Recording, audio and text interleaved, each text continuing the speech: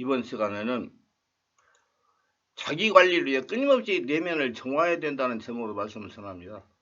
자기관리를 잘하기 위해서 끊임없이 내면을 성령으로 정화해야 됩니다. 내면이 강해야 자기관리를 잘할 수 있기 때문입니다. 내면이 약하기 때문에 세상을 살아가면서 상처와 스트레스를 자초하기 때문에 영적으로, 정신적으로, 육체적으로 건강에 심대한 영향을 미치는 것입니다.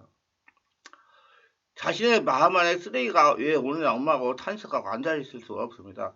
쓰레기는 내 속에서 자연 발생적으로 생겨나고 마귀와 투척을 하고 친구들이 이웃이 쓰레기를 우리에게 갖다 부을 때가 많습니다.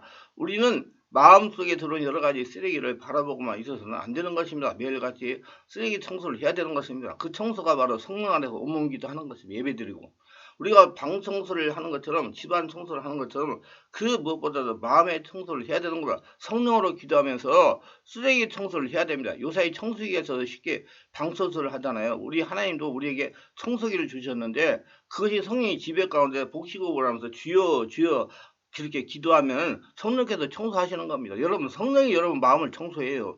성령의 지배 가운데 주여 주여 하며 기도하면 기도하는 가운데 더러운 쓰레기 더미가 다 빠져나가는 것입니다. 쓰레기가 많아서 하나님께 버림받는 것이 아니라 기도하지 않기 때문에 쓰레기가 우리 마음에 쌓여서 죄악의 도구로 죽게 되는 것입니다. 그래서 성령으로 기도해야 됩니다. 만일 우리가 우리 죄를 자백하면 그는 믿고서 그러고서 우리 죄를 사하시며 우리를 모든 불의에서 깨끗하게 하실 것이요. 요한일서 1장 9절 육신의 적이 안목의 종 이색이 자랑이 안 생길 사람이 어디 있습니까? 사람이 세상을 살면서 보는 것이 죄요, 듣는 것이 죄요, 말하는 것이 죄요, 접촉하는 것이 죄인데 죄악의 쓰레기가 마음속에 안 쌓이는 사람이 누가 있겠습니까? 문제는 쓰레기를 청소할 수 있는 능력, 성령을 하나님께서 주셨는데 이 성령의 권능, 능력을 사용하지 않기 때문에 문제가 되는 것입니다. 기도하지 않기 때문입니다. 예수님을 주인으로 모시지 않기 때문에 지옥 가는 것이지 예수를 영접하고 성령 인도하에 주께도 나오면 어떠한 죄인도 용서받고 구원받고 영원한 천국에 갈 수가 있습니다. 살아서도 천국을 누릴 수가 있습니다. 또한 우리는 말씀과 성령의 물로 씻어서 정결하게 되는 것이나 성경은 맑은 물과 같습니다. 우리가 성경을 매일같이 읽고 묵상하면 성경 말씀이 우리를 깨끗하게 청소해 주는 것입니다. 몸과 마음의 성전을 날마다 성령으로 정화해야 됩니다. 예수님은 요한복음 15장 3절에서 너희는 내가 일러준 말로 이미 깨끗해졌으니라고 예수께서 말씀하신 것입니다. 우리 스스로 체험하면 알 수 있지 않습니까? 늘 말씀을 읽으면 말씀이 희한하게 우리 속에 역사해 주어서 세속과 더러운 쓰레기를 다 청소해 주는 것을 느끼고 있습니다. 1787년 바운티라는 배가 많은 노예들을 태우고 남쪽으로 향했습니다. 이들의 임무는 영국이 지정한 한 섬에 가서 그곳을 개간하는 것이었습니다. 그들은 1년 동안 나무를 심고 집을 짓고 길을 내고 토인들과 함께 그 섬을 낙원같이 만들었습니다. 그런데 그 노예들이 생각하기를 이제 우리가 영국으로 돌아가면 또 남은 여생 노예로 생각할 것이라 얘라 선원들과 감독을 죽이고 우리가 여기서 영주하자. 그래서 선원과 감독들을 다 죽였습니다. 그리고 그들은 그 섬에 남았습니다. 그들은 원래 노예요. 죄인들이기 때문에 그것에서 온갖 죄를 다 범하고 술을 만드는 기술을 개발해가지고 위스키를 만들어서 매일 술 취하고 방탕했습니다. 낙원 같은 아름다운 섬이 생지옥이 되고 만 것입니다. 영국 본부에 들으니까 완전히 그 섬이 생지옥이 되었다는 것입니다. 너무 멀리 떨어지고 또 군대도 파견할 수가 없고 해서 그대로 내버려 두었습니다. 세월이 유석같이 흘러 거기에 있는 노예들이 거의 다 죽고 그중 한 사람만 살아남았습니다. 그 사람 이름이 알렉산더 스미스라는 사람입니다.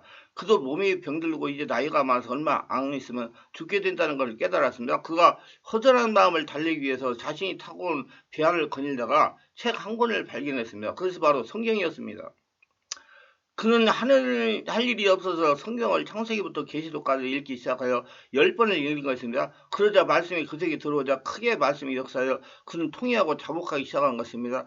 말씀이 그 일생을 변화시키고 깨끗하게 정결하게 만들어주셨으나 자기가 변화받자 성경을 들고 나가서 토인들에게 예수 그리스도 복음을 증거하고 말씀을 가르쳤습니다. 얼마 있지 않아서 그 섬은 도로 낙원으로 변화되었습니다. 나중에 영국 정부에서 사람을 파견해 보니까 그 섬에는 질서가 있고 정의롭고 깨끗하고 아담하고 밝고 맑고 환하고 아름다운 관광지로 변화되어 있었다는 겁니다. 한 사람이 말씀을 받아들여서 말씀으로 정결하게 되고 변화되니까 그 사람이 입을 통해 나오는 말씀을 통해서 온 섬 전체가 변화되고 밝고 맑고 환하게 되어버린 것입니다. 천국이 된 것입니다.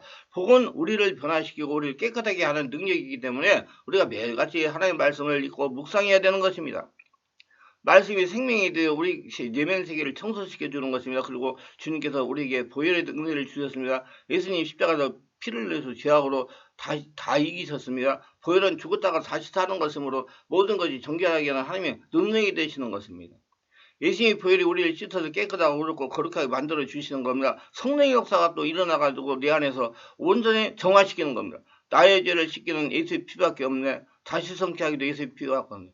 예수 그리스도의 십자가 보배로운 피를 우리가 의지하고 피의 도움을 구하면 성령께서 그도 피로서 어떤 때 묻은 마음도 정결하게 만들어 주는 것입니다. 우리의 양심이 죄악으로 아무리 무뎌져도 예수님의 피가 오면 이를 깨끗이 청소해서 정결하게 만들어주고 건강하게 만들어 주는 것입니다. 1960년에 남아공화국 크리스천 버나드 박사가 세계 최초로 심장 이식 수술에 성공했습니다. 다른 장기를 이식하는 것은 그렇게 힘들지 않지만은 심장을 떼서 남의 심장에 넣는 것은 힘든 일입니다. 그것을 처음으로 크리스천 버나드 박사가 성공을 해가지고 세계를 깜짝 놀라게 했습니다. 근데 이 크리스천 버나드 박사가 60년의 심장을 이식을 했는데 마음의 심장은 이식을 못했습니다. 왜냐하면 자기 부인하고 마음이 맞지 않아가지고 싸우고 다투다가 그만 부인하고 이혼을 하고 만 겁니다. 그래서 사람들이 말하기를 이 버나드 박사는 사람의 육신의 심장은 바꿔도 마음의 심장은 바꾸지 못한다는 소문을 냈던 사실이 있는 것입니다. 유명한 교육자였던 페스탈로티도 이렇게 말했습니다. 교육으로는 참인간을 만들 수가 없다.